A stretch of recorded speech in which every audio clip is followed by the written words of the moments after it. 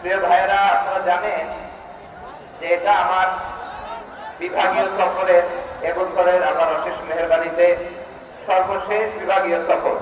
রাজশাহী বিভাগের প্রোগ্রাম এই চাঁপাইনবাবগঞ্জে হচ্ছে, আলহামদুলিল্লাহ।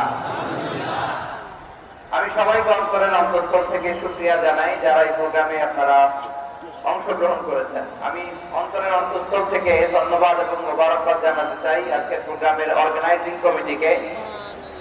খুব সম্ভবত জামালুন নূর ফাউন্ডেশনের উদ্যোগে আজকের চাঁপাইনবাবগঞ্জের এই ঐতিহাসিক তাফসীরুল কোরআনের প্রোগ্রাম আয়োজন হয়েছে।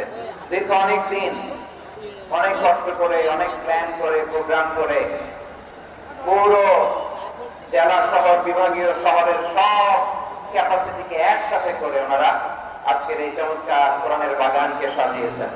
আমি অন্তরের অন্তঃস্থল থেকে এই জামালুন নূর ফাউন্ডেশনকে ধন্যবাদ দিতে চাই।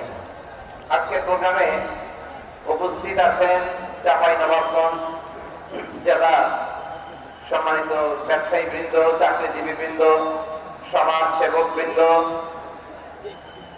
ছাত্র জনতা, পর্দার আড়ালে মায়েরা, বোনেরা, আইন শৃঙ্খলা বাহিনী, প্রশাসনের ভাইয়েরা, বিশেষ করে সেনাবাহিনী, র্যাব, বিজিবি, ভলান্টিয়ার, সাংবাদিক বন্ধুরা, মিডিয়া কর্মী, ইউটিউবার্স, আমি সবাইকে অন্তরের অন্তঃস্থল থেকে শুভেচ্ছা এবং মোবারকবাদ জানিয়ে শুরু করছি। আমি ধন্যবাদ দিতে চাই আজকের প্রোগ্রামের সম্মানিত সভাপতি মহোদয়, প্রধান অতিথি মহোদয়, বিশেষ অতিথি মহোদয় বৃন্দদেরকে যারা আজকের প্রোগ্রামে উপস্থিত হয়ে প্রোগ্রামের সৌন্দর্যকে তারা বাড়িয়েছেন, অলঙ্কৃত করেছেন, আলহামদুলিল্লাহ।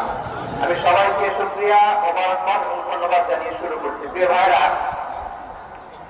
আমরা নতুন একটি বাংলাদেশ পেয়েছি, আলহামদুলিল্লাহ। নতুন ভোরের বাংলাদেশ। এখন আমাদেরকে ঐক্যবদ্ধ থাকতে হবে, বিচ্ছিন্ন থাকলে হবে না, ঠিক কিনা? আমি প্রায় বলি, যখন আমরা একা থাকি তখন আমরা ব্যক্তি, যখন আমরা সবাই মিলি তখন আমরা শক্তি।